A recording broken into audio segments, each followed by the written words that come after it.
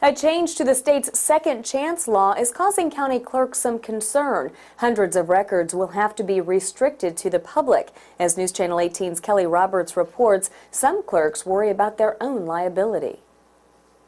Hundreds of electronic files and rolls of the dreaded microfilm. Supposedly, we're supposed to redact microfilm, which none of us have a way to do. There's no way, once these images are made, there's really no way on the actual image to go back and modify that. Tippecanoe County Clerk Krista Coffey and other clerks say there are problems with Indiana's second chance law, which allows people with low-level convictions to request their record be sealed from employers and the public.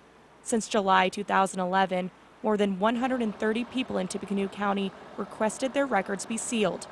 Coffey says with only a few people sealing so many records, she worries about what mistakes could be made. I think we are protected in the big picture, but we had to restrict access. In my office, only myself and my chief deputy have access because we didn't want there to be the opportunity for an inadvertent release of the data that was now restricted. As of July 1st, the law expands to include infractions, meaning anyone with a speeding ticket to a DUI can request their records be sealed.